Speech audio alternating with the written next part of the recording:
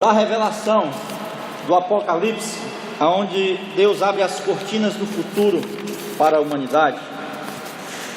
E aí você achando o livro de Apocalipse em sua Bíblia, se não detiver uma, acho que o Data Show dispõe aí na parede, você corre seus olhos para o capítulo 5, e leremos este belíssimo capítulo para a nossa meditação esta noite. Os irmãos encontraram? Eu vejo alguns folheando, mas é um livro fácil. Lá para o final da sua Bíblia o encontrarás. Obrigado.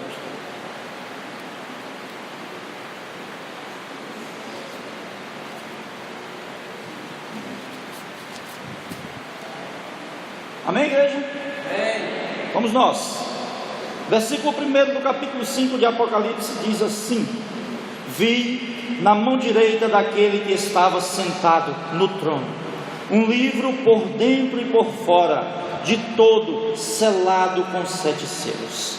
Vi também um anjo forte que proclamava em grande voz: quem é digno de abrir o livro e de lhe desatar os selos? Ora, nem no céu, nem sobre a terra, nem debaixo da terra, ninguém podia abrir o livro, nem mesmo olhar para ele.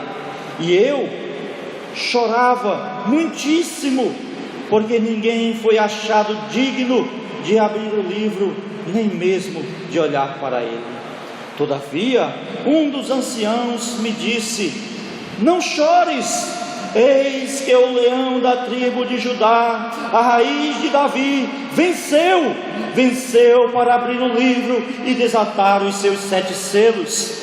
Então vi no meio do trono e no meio dos 4 seres viventes, e entre os 24 anciões, de pé, um cordeiro, como tendo sido morto.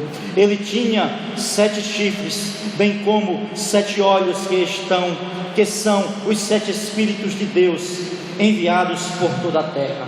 Veio, pois, e tomou o livro da mão direita daquele que estava sentado no trono. E quando tomou o livro, os 4 seres viventes e os 24 anciãos prostraram-se diante do cordeiro, tendo cada um deles uma harpa e taças de ouro cheias de incenso, que são as orações dos santos, e entoavam um novo cântico, dizendo: digno és de tomar o livro e de lhe abrir os selos, porque foste morto, e com o teu sangue compraste para Deus os que procedem de toda tribo, língua, povo e nação, e para o nosso Deus os constituíste reino e sacerdote, e reinarão sobre a terra.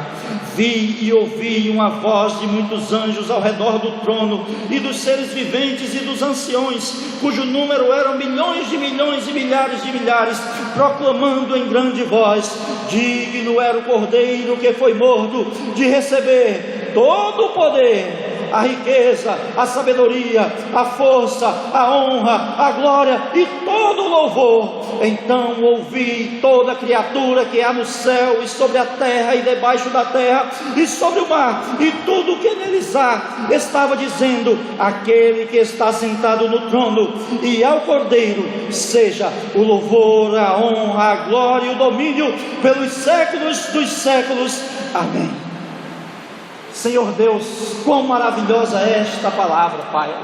Não tem como clarificar mais, Senhor, porque Tu és o único que é digno de ser adorado, porque Tu és o único que é digno de ser louvado, porque Tu és o único que é digno de todos os seres da terra, debaixo da terra e dos céus, adorarem a Ti, porque só Tu és digno, porque só o Teu Filho venceste, e por causa do vencer de Cristo na cruz do Calvário, hoje aqui podemos livremente gritar para os altos céus, dizendo que Tu és o nosso Senhor, que Tu és o nosso Salvador, e só Tu és digno de honra, glória e louvor. Por isso, Deus, nos abençoe. Por isso, Deus, derrame a Tua misericórdia sobre nós. Por isso, Deus, nos ensina a Te adorar, a sentir a Tua presença e a clamar por Ti. Por isso, Deus, fala conosco nesta noite, e que o Senhor, do mais profundo, do mais alto dos céus, que o Senhor possa olhar o mais profundo do nosso coração, e que o Senhor possa nos abençoar grandemente nesta noite com esta palavra.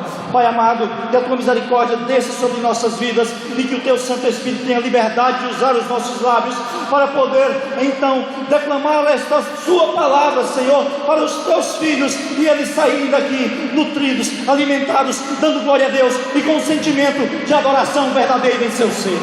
Deus amado, fala conosco, é o que te peço e já te agradeço, tudo no nome santo de Jesus. E a igreja concorda, dizendo amém, amém. Louvado seja o Senhor. Podeis assentar, povo santo.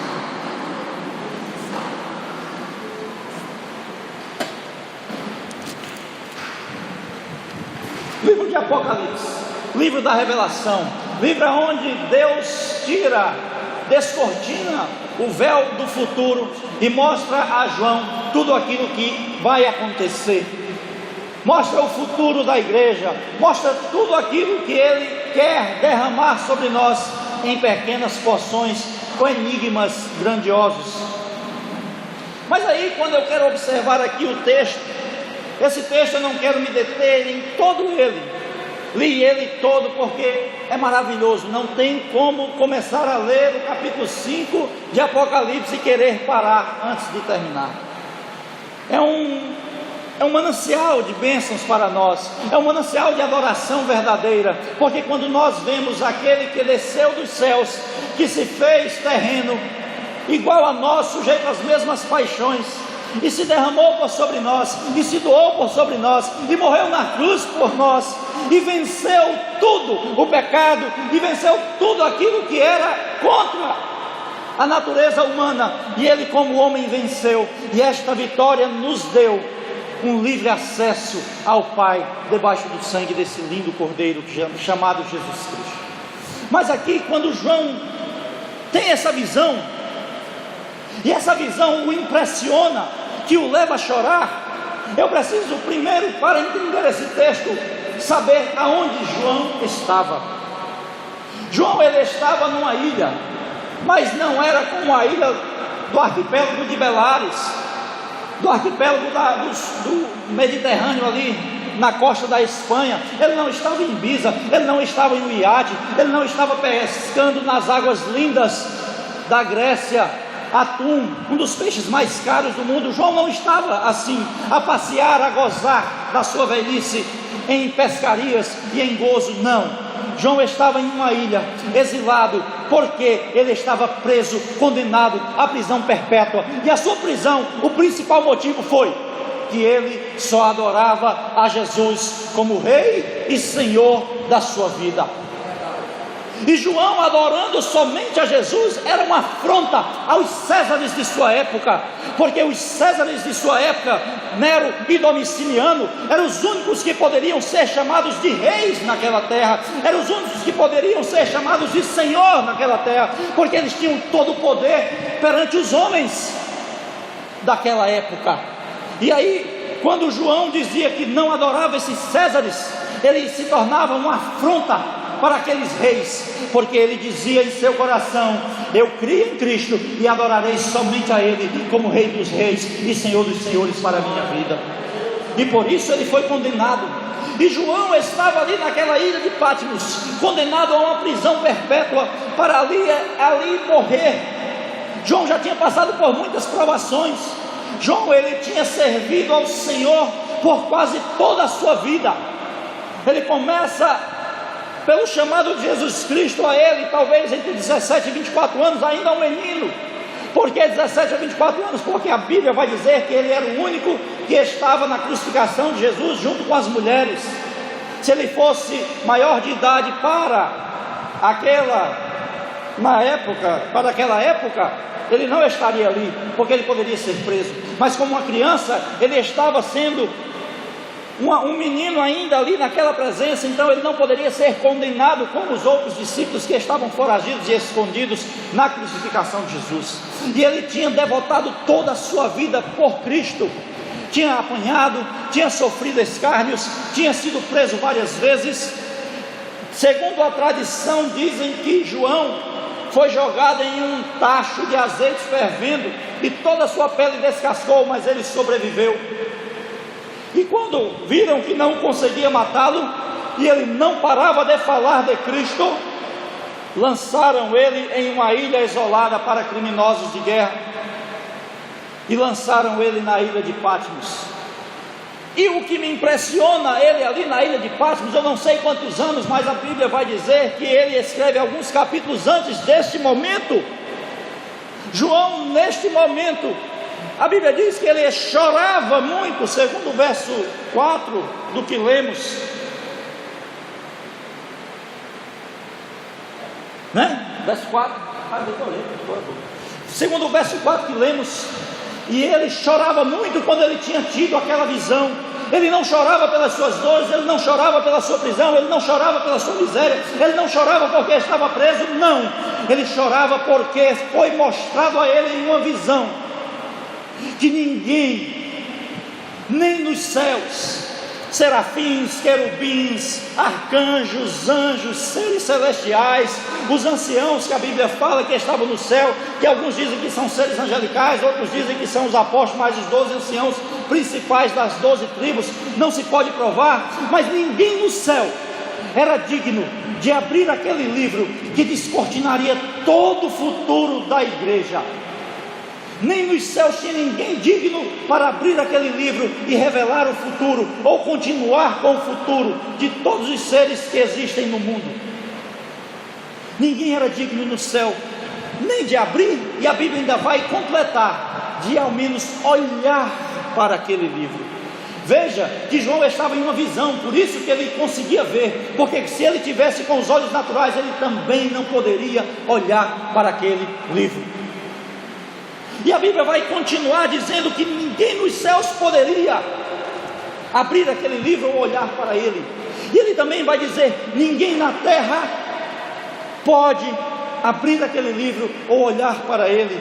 E aí na terra eu posso ver reis, eu posso ver césares, eu posso ver governadores, eu posso ver anciãos, posso ver profetas, posso também ver pastores. Ninguém na terra era digno, ao menos de olhar para aquele livro e revelar o futuro que aconteceria com a igreja. Nem embaixo da terra também a Bíblia vai dizer, os seres do abismo, os seres aprisionados, ninguém poderia abrir aquele livro. Por isso João chorava muito, e esse choro, segundo Champlin, vai dizer que era um pranto, não era um choro como choramos aqui, não era um choro quando choramos e ninguém nem sabe, nem nosso cônjuge, nem nosso vizinho, ninguém sabe que estamos chorando. Aqui a Bíblia vai dizer que esse choro era um choro de pranto, era um choro de grito, era um urro que dava que as pessoas se compadecessem dele por tamanha dor e tristeza no seu coração. João estava, segundo esse texto, dentro desse momento da visão, frustrado. Eu posso conjecturar que ele estava frustrado, por quê? Porque ele estava naquela visão, vendo que não se poderia abrir o livro, ninguém poderia continuar com as promessas. Parece que toda aquela sua vida devotada a Cristo se acabava ali. Por isso que ele chorava, por isso que ele gritava. Parece que tudo parava ali naquele momento, e ele chorava copiosamente, decepcionado porque ninguém poderia abrir aquele livro. Naquele momento, se eu parar até esse texto, se eu continuar, a palavra revela, mas se eu parar no verso 4, eu vou entender que João, naquele momento daquele choro, ele estava decepcionado e frustrado. Eu posso conjecturar assim.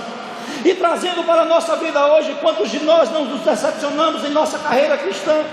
Quantos de nós não nos frustramos na nossa carreira cristã? Quantos de nós não tivemos os nossos sonhos enterrados, os nossos sonhos jogados no lixo, através de outras coisas, através de muitas coisas que aconteceram conosco, que nós não sabemos explicar, que devotamos uma vida inteira para o Senhor, que devotamos uma vida inteira para uma congregação, e ela nos decepciona. Eu quero lhe dizer uma coisa: todas as vezes que o homem confiar totalmente, deliberadamente no outro homem, ele vai se decepcionar. Todos nós que confiarmos totalmente e devotarmos a nossa vida confiando em promessas de homens, nós iremos nos frustrar, e nós iremos nos decepcionar de uma maneira tão grande, que poderemos até abandonar a carreira que foi nos proposta. Então eu quero lhe dizer que João estava decepcionado. Quando essas decepções batem à nossa porta, quando eu trago para as nossas vidas, eu sei que muitas vezes tem pessoas aqui decepcionadas com as escolhas dos seus casamentos, decepcionado com a escolha que fez no seu emprego, decepcionado com o patrão, frustrado com o não aumento de salário que veio, a não promoção que ainda não veio, frustrado, decepcionado, querendo abandonar a carreira, querendo abandonar o chamado, querendo abandonar tudo. Quantos de nós muitas vezes não nos deparamos assim? A segunda coisa que eu observo aqui, dentro dessas decepções de João, ele vai ver que ele tem uma visão do futuro. Não é assim o texto diz, ele tem uma visão do futuro. Mas a Bíblia diz que ele chora no presente. João tem uma visão do futuro, mas ele agoniza com aquela visão no presente. Isso me leva a fazer algumas reflexões para nós nessa noite. Isso nos mostra que ele se preocupava com a sua eternidade. Ele chorava, agonizando, pedindo a Deus, clamando a Deus, amargurado na vida e na alma, com toda a dor dos seus sentimentos, pedindo a Deus que clarificasse a ele o que é que ia acontecer depois, porque ele tinha devotado toda a sua vida a Cristo, toda a sua vida ao Evangelho, toda a sua vida à fé, abrindo mão de todas as coisas dos prazeres carnais, para viver aquela fé. E naquele momento ele via que a sua eternidade não se consolidaria daquela visão. Por quê? Porque ninguém era digno de dar continuidade para aquela visão, para o futuro da igreja. Ele estava preocupado com a sua eternidade. Muitas vezes, muitos de nós não nos preocupamos com a nossa eternidade, não nos preocupamos, por isso que vivemos relaxadamente, vivemos de toda forma, vivemos de maneiras que, quando olhamos para nós, temos vergonha de nós, porque fazemos coisas que não deveríamos, porque andamos em lugares que não deveríamos, porque falamos coisas que não éramos nem para pensar, porque quando estamos, se fôssemos verdadeiramente ligados com as coisas do alto, essas coisas materiais não se apegavam a nós com tanta força, puxando-nos sempre para o abismo, porque nos preocupamos tanto com as coisas materiais. Isso é natural do homem. E agora, com esse capitalismo selvagem que vivemos, essa alta informação e essas altas propagandas do consumismo, parece que ficamos mais pregados à terra, parece que vai ser mais difícil do Senhor arrebatar a sua igreja. A gravidade já é um empecilho, mas parece que o amor e o prazer carnal dos homens são mais fortes do que o Espírito. Por isso João chorava, ele se preocupava com a sua eternidade, ele se preocupava com as promessas que Deus tinha feito a ele. Deus disse que voltaria, ele estava preocupado, porque para ele voltar esse livro precisava ser aberto. E João ali copiosamente chorava, gritando e clamando a Deus, não sabendo o que ia acontecer. João se preocupava com o futuro dos outros, ele estava vendo o futuro, mas agonizava no presente, preocupado com o futuro dos outros. Aí vem-me uma pergunta: nós estamos nos preocupando com o futuro dos nossos vizinhos? Até onde estamos chorando pelas vidas que ainda não se salvaram? Até onde estamos chorando pelos nossos parentes que ainda não creram? Até onde nós estamos chorando, pedindo a Deus para vir derramar grandes e copiosas bênçãos sobre a igreja do Senhor nessa terra? João chorava em uma simples visão não, uma visão de eternidade, mas nós parece que perdemos todas as lágrimas dos nossos olhos e não sentimos mais a presença de Deus e nem a capacidade de chorar em sua presença. Aqui, quando eu vejo João chorando, preocupado, João chorando, preocupado com a sua eternidade, João chorando, preocupado com a eternidade dos outros, João chorando com o futuro da humanidade, com o futuro da raça humana, ele copiosamente gritava.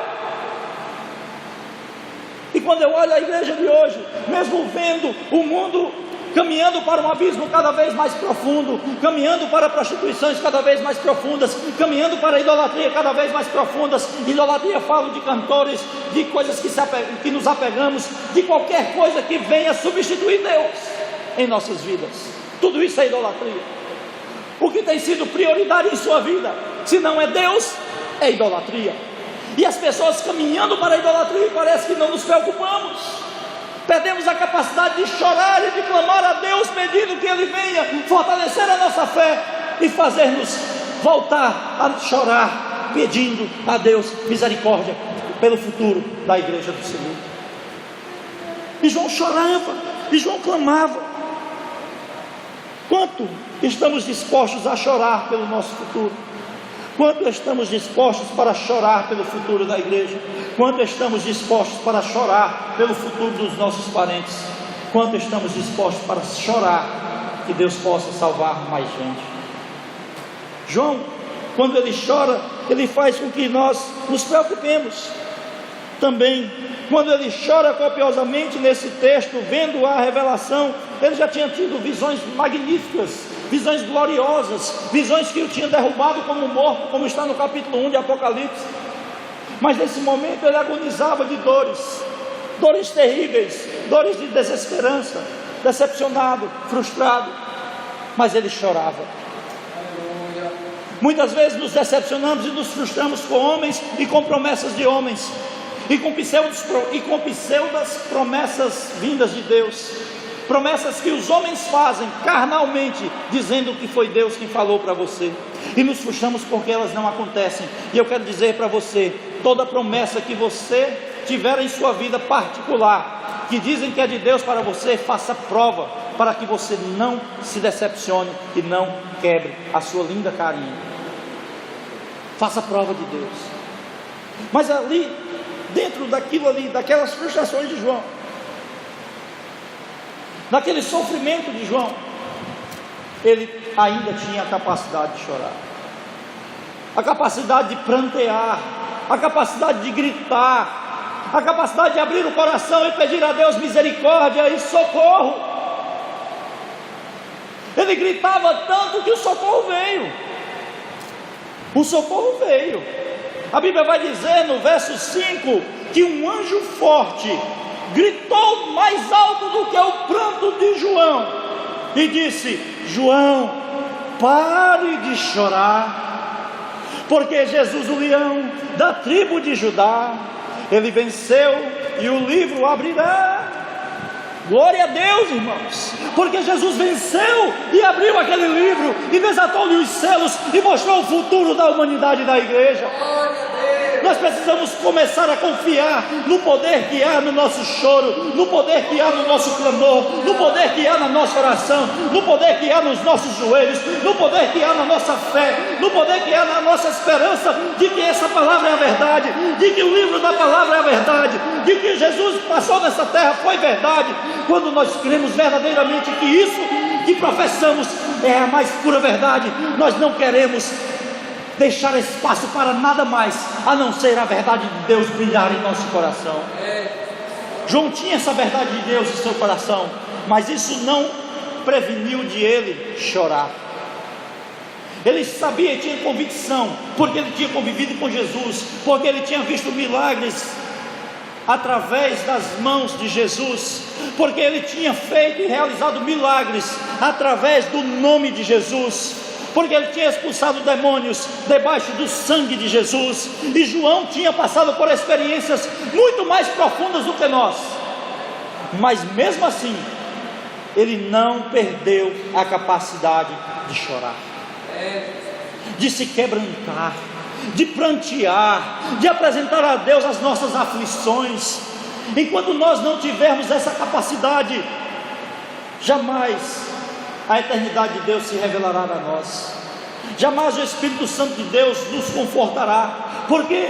Porque se nunca pranteamos, como Deus vai nos consolar? Nós somos tão endurecidos, a igreja do Senhor está tão endurecida, com um coração tão de pedra, que somos parecidos com o levita e o sacerdote que passam por aquele caminho onde o moribundo está jogado às traças e machucado e ferido. O nosso coração tem sido tão endurecido que não nos importamos mais com o próximo, não nos importamos mais com o sofrimento alheio, nós só nos importamos com o nosso umbigo e com as nossas unhas que não venham os cantos para nos incomodar, só nos preocupamos com a nossa dor particular, porque isso está acontecendo, porque estamos perdendo a esperança da eternidade e um futuro glorioso com o Senhor. Não deixe essa esperança se perder. João não deixou essa esperança se perder. Ele estava decepcionado, sim. Ele estava frustrado, sim. Ele poderia estar com dores, sim. Mas ele estava clamando para que Deus mudasse aquela cena e aquela situação. E você sabe o que acontece? Deus muda. Você sabe o que acontece quando nós temos um coração contrito perante o Senhor? A Bíblia diz que para um coração contrito não desprezará o Senhor teu Deus. Quando temos um coração aberto ao Senhor, o Senhor não despreza. Quando abrimos o nosso coração para falar com o Senhor, de coração aberto, de peito aberto, mostrando os nossos erros, mostrando as nossas falhas, mas entrando com total sinceridade para o Senhor, na presença dEle, Ele não nos despreza e verdadeiramente fala conosco. Nós temos um Deus vivo, um Deus eficaz, um Deus que muda situações, um Deus que transforma vidas, um Deus que transforma corações, um Deus que pode tirar você da situação que você estiver. Mas Ele exige algo de você, Ele exige quebrantamento, Ele exige que você apresente-se a Ele quebrantado, de coração sincero, totalmente aberto, sem nenhuma reserva, mas se apresente a Ele, e o milagre de Deus aparecerá na sua vida, e a presença de Deus ungirá a tua vida, e você se fortalecerá através do preenchimento do Espírito Santo dentro do seu ser. Deus, Ele ainda quer que a sua igreja chore. Deus ainda quer que a sua igreja volte a ter lágrimas nos olhos, se sensibilizando pelo outro. Deus ainda quer nos mostrar coisas grandiosas e gloriosas nessa congregação, mas Ele quer que nós primeiro voltemos ao verdadeiro Evangelho, voltemos à sinceridade para com Deus, voltemos a crer verdadeiramente que aquilo que Ele prometeu neste livro, nesta palavra, vai acontecer. Voltemos a acreditar no poder eficaz da oração. Voltemos a acreditar que precisamos jejuar. Voltemos a acreditar que precisamos clamar mais, orar mais, nos dedicar mais ao Senhor, com sinceridade de coração, mas com amor devotado ao nosso próximo. Não nos pareçamos com o levita e com o sacerdote. Preferível é se parecer com aquele que o povo de Deus desprezava. Lá em Lucas 10 está essa parábola que eu estou falando, a partir do verso, termina no 37, acho que começa 26 ou 29. Lucas 10, 29 fala aquela parábola do samaritano, que eu não sei porque a epífone botou bom, porque o samaritano era só um samaritano, mas ele fez algo que ninguém esperava, e a Bíblia intitulou ele de bom, sendo que Jesus já tinha dito que não há ninguém na terra bom, só há um ser bom, e esse é Deus. Mas aí a epígrafe não está ali, não está na Bíblia, ali foram os editores da Bíblia que colocaram o bom samaritano. Mas a parábola daquele samaritano que Jesus vai descrever, de um homem que estava de viagem e foi assaltado, e os salteadores e os seus assaltantes tomaram a sua carga e o espancaram à beira da morte, e ele é lançado à beira da estrada. E Jesus vai perguntar quem é que tem amor por ele dentro dessa parábola, e a Bíblia vai dizer que passa um levita, e esse levita paramentado, lindinho, perfumado, correndo para o templo para fazer os sacrifícios, para limpar o altar do sacrifício, para segurar as pessoas na fila, para abrir as portas para o povo do templo. E o levita, a função dele era toda essa: trabalhar no sacrifício, arrancar a pele, tirar as vísceras, queimar a carne, limpar o altar, queimar de novo, sacrificar de novo. Esse era o trabalho de um levita. E quando ele tinha tempo, é que ele tocava, é que ele cantava, é que ele pegava sua lira e tocava, quando sobrava-lhe tempo. Mas a função principal do levita era essa: trabalhar no templo do Senhor. E ele, preocupado com aquilo ali, ele vê aquele homem e passa de longe para não se contaminar. A Bíblia continua dizendo que Jesus, vendo essa situação, aí continua, aparece outro. Agora não é mais o levita, agora é o chefe do levita, é o sacerdote. Esse devia estar mais apressado do que o levita. E passando perto daquele homem no caminho, também se distancia, preocupado com a liturgia cerimonial do templo, preocupado com a oferta, preocupado com se Deus ia receber a oferta dos irmãos, se preocupando com a liturgia humana dos templos, e não olhou para aquele moribundo. Jesus continua a parábola e diz assim: e passa um samaritano. Irmãos, isso é um escândalo para um judeu ouvir um negócio desse, porque o povo judeu era o povo considerado como o povo de Deus naquela terra, como a autoridade, a boca e a voz de Deus na terra, como o povo que Deus só respondia a eles. Eles se consideravam assim. O Deus onipotente, o Deus que criou o universo, só respondia a oração de judeu, só atendia às necessidades dos judeus. Eles se achavam a cereja do bolo.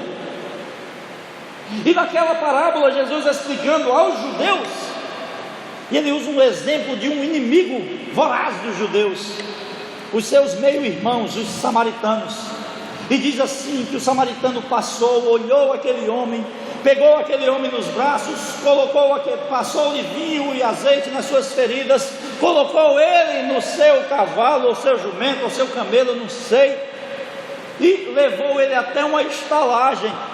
Chegando no hotel da cidade, disse assim para o dono do hotel, da estalagem, eu não sei o que era ali, mas uma pousada, e disse assim: olha, pegue esse rapaz, cuide dele até ele curar, eu vou deixar aqui 2 diárias do hotel, se ele não se recuperar em 2 diárias, quando eu voltar, eu pagarei o resto. Aí Jesus interroga aqueles judeus: quem amou mais aquele próximo? Irmãos, isso é um escândalo para o povo que se achava o povo de Deus. Para nós muitas vezes é escândalo, porque nos preocupamos tanto com liturgias e com cerimoniais, e deixamos de amar aquele que nos pede esmola em nossas casas, porque estamos apressados para vir para o culto. Deixamos de nos sensibilizar por aquele que se acidenta na esquina e está precisando que você levante, mas porque você não quer se sujar de sangue, porque está apressado para vir para o culto. Isso tudo é reflexo de falta de amor incondicional de Deus em nossos corações. Os nossos corações parecem que voltaram a ser de pedra. Perdemos a sensibilidade dos olhos, e agora parece que também perdemos a sensibilidade do nosso coração. Mas aqui João nos mostra que, quando voltamos para o Evangelho, quando vivemos uma vida devotada a Deus, o Deus a quem servimos é capaz e é poderoso para transformar o nosso coração de pedra em coração de carne, voltar a dar sentimentos em nosso ser, voltar a fazer-nos sentir a presença do Espírito Santo e a crer na onipotência de Deus, no poder de Deus, na graça de Deus, na misericórdia de Deus derramada sobre nossas vidas e na vida dos outros, porque derramamos amor, porque voltamos a chorar perante o Senhor. Quando eu observo isso e vejo tudo isso que está acontecendo com João, ele chora em seu primeiro momento, frustrado, decepcionado, e muitas vezes nós nos decepcionamos mesmo. Ele chora em um segundo momento, vendo o futuro, mas chora e agoniza no presente. Mas também nós podemos observar aqui que João, ele não para a sua vida naquele choro. A vida não se resumiu para João naquele único momento, naquela única desesperança. Não. A Bíblia diz que quando o texto continua, a esperança de João rebrota. E a esperança de João vem naquele que ele serviu toda a sua vida na terra. A esperança de João volta e se devota àquele chamado Cordeiro de Deus que tira o pecado do mundo. Ele se volta à esperança daquele que ele tinha crido no primeiro momento. Ele volta à sua esperança naquele que venceu e sempre vencerá, daquele que um dia todo joelho se dobrará e o adorará, a Jesus Cristo de Nazaré. João volta a ter esperanças naquele a quem ele tinha crido. Eu quero dizer, se você está desesperançado na sua vida, com o problema maior que for na sua vida, volte a ter esperança naquele que te chamou primeiro. Volte a ter esperança em Jesus de Nazaré. Volte a ter esperança no Jesus firmado na Bíblia, no Jesus que passou nesta terra, no Jesus que permeou essa terra e que disse e prometeu, subindo aos céus, que um dia iria voltar. Jesus irá retornar, Jesus irá voltar, Jesus jaz às portas. Eu não sei em que momento Ele vai voltar, eu sei que haverá uns sinais, e esses sinais nos indicarão a volta de Cristo no coletivo, mas eu não sei até que momento, até quantos segundos, até quantos minutos, até quantos milésimos de segundo esse músculo que tem no meu peito esquerdo irá bater. Eu não sei quanto tempo falta para Ele parar e a minha vida nesta terra se findar. Por isso eu preciso estar preparado para o encontro com o Senhor. Por isso eu preciso estar devotado a adorar somente a Ele. Por isso eu preciso confessar a Ele perante os homens. Para quê? Para que eu firme uma promessa perante Ele no meu coração, mas perante os homens, perante o meu corpo. Para que os homens vejam que agora eu me tornei homem de Deus quando eu aceito a Cristo como meu Salvador.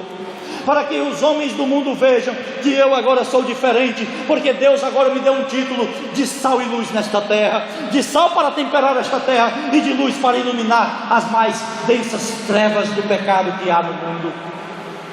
Quando nós somos diferentes e resgatados por Deus, nós brilhamos num imenso dedal de pecado que permeamos. Por onde passarmos, as pessoas que estão na escuridão vão ver a luz. Por quê? Porque não brilha mais a minha luz pessoal, mas a luz de Jesus se derramou sobre aqueles que o aceitaram, e agora eles brilham para a eternidade e brilham nesta terra para sempre. Tenha esperança. João, ele volta a ter esperança. Ele volta a ter esperança porque o anjo grita em alta voz e diz: eis que o leão da tribo de Judá, a raiz de Davi, venceu para abrir o livro e desatar os seus selos. Quando tudo está perdido, Deus nos dá sempre uma razão a mais para viver. Glória a Deus. Deus, ele tem algo para derramar sobre nós. Deus, ele pode mudar toda e qualquer situação de qualquer homem nesta terra. Eu não sei qual a enfermidade que você passa, qual o problema que você passa. Se você está no mundo das drogas, eu não sei se no mundo dos vícios, de jogo, jogatina, cigarro, bebida, no mundo da prostituição, eu não sei se é enfermidade. Eu não sei se você tem câncer, se você tem um problema de coluna, se tem AIDS, glaucoma, cirrose, hepatite, cegueira, paralisia. Eu não sei qual a sua enfermidade, mas eu sei que aquele que é eterno, ele pode vir e restaurar a sua saúde, e restaurar a sua vida, e restaurar o seu espírito, para você então adorá-lo verdadeiramente como Senhor dos Senhores e Salvador de sua vida. Deus, ele é grande. Eu só posso lhe garantir uma coisa: promessas dos homens podem não se cumprir na sua vida, mas as promessas de Deus, quando são firmadas e entronizadas dentro do nosso coração, elas se realizarão tintim por tintim, uma a uma, porque a própria palavra garante, que diz que pode os céus e a terra passar, mas as promessas de Deus para a nossa vida jamais passarão. Guarde no seu coração e creia que Deus pode mudar toda e qualquer situação. Não importa o tamanho do seu problema, não importa o tamanho do seu crime, não importa o tamanho do seu pecado. Eu garanto a você, se Adolf Hitler, um dos maiores genocidas que a terra já viu, se dobrasse perante Cristo e o aceitasse, você sabe qual era a resposta de Jesus para ele? Eu te perdoo. Se Adolf Hitler, um dos maiores genocidas da terra, Jesus perdoaria, quanto mais eu e você, que não chegamos a 0,5% das maldades que aquele homem fez quando em vida. Deus perdoa todo e qualquer pecado, mas a Bíblia diz que Ele só perdoa quando nós o confessamos como Senhor absoluto de nosso ser. Como Senhor, Ele tem que governar. Como governador de nossas vidas, nós devemos prestar-lhe contas, porque um Senhor, o escravo presta-lhe contas e diz o que está fazendo e o que vai fazer. E tem crentes que tomam todas as suas decisões, pergunta a todos os homens da terra, mas não consulta aquele que diz que é seu Senhor. Por isso que quebra cara, por isso que sofre, por isso que não conquista, por isso que as coisas dão errado, por isso que tudo vai de mal a pior, por isso que a esperança se desvanece, por isso que a gente perde a esperança no Deus que prometeu grandes coisas. Por quê?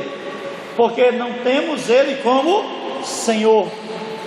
Todas as decisões importantes de nossas vidas precisam ser declamadas, declaradas, apresentadas a quem?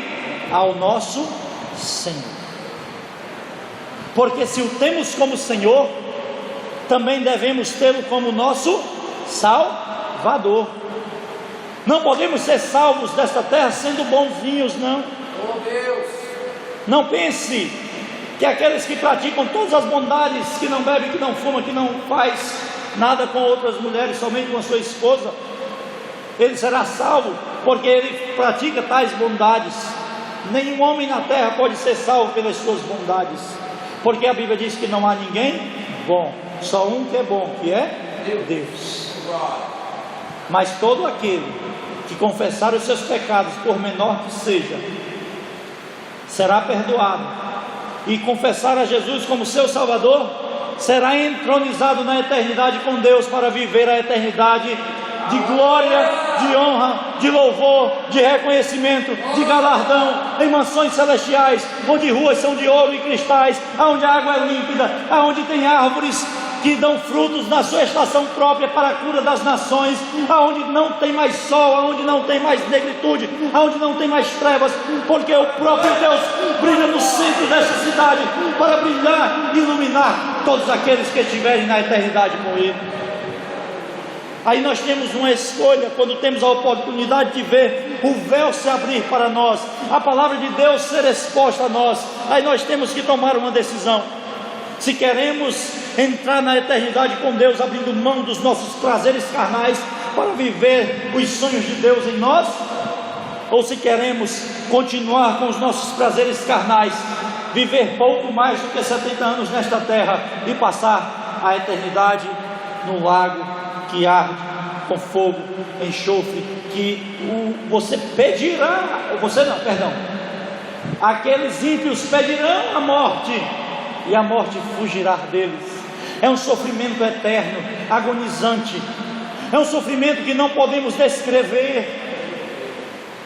Antigamente, os párocos, os padres da Idade Média, os bispos da Idade Média, quando pregavam sobre o inferno, à luz de velas nas noites, eles colocavam o seu dedo na vela e deixavam queimar, e diziam para aqueles que a sua plateia, diziam à sua plateia que fizessem o mesmo quando tivessem a oportunidade, para sentir que aquela dor queimando e tostando as suas carnes não poderia se comparar nem um pouco com o sofrimento eterno dos ímpios que não reconhecerem a Jesus como seu Salvador.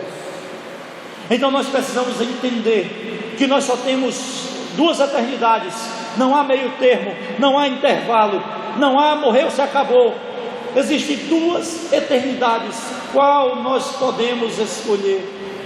Porque a oportunidade nos é facultada quando ouvimos a palavra de Deus, de dizer sim para Deus ou de dizer sim para o inferno. Quero te dizer uma coisa, que João chorava preocupado com isso, e a esperança lhe veio porque Jesus venceu. Se você hoje se devotar para Deus, se voltar para Deus, confessando-o como seu Salvador, o perdão virá para você, e você viverá uma eternidade prazerosa com o Senhor, porque viverá de bênçãos eternas e viverá de bênçãos materiais nesta terra, de bênçãos espirituais nesta terra, de sentir fardo livre, de sentir-se mais leve, de sentir-se com mais autoridade na terra, porque é isso que Deus dá para os seus filhos, que mesmo que falte tudo, ele ainda tem a esperança revigorada no Senhor que o chamou e o Senhor que o salvou. É verdade. Tem essa esperança revigorada. Eu sei de uma coisa, que se tu tiveres um verdadeiro encontro com o leão da tribo de Judá, a tua vida toda será restaurada, a sua saúde será restaurada, a sua família será restaurada, e os milagres de Deus habitarão para sempre em seu coração e em sua vida.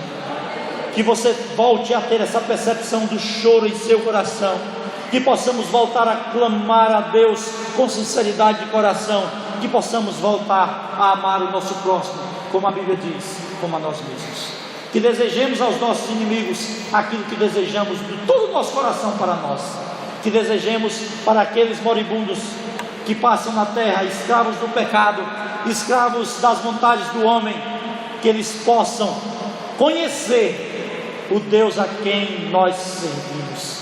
E como eles vão conhecer? Com um testemunho de vida, que nós nos dediquemos ao Senhor e com as palavras que sairão de nossa boca para dizer que Jesus ama e que Jesus pode mudar toda e qualquer situação do homem.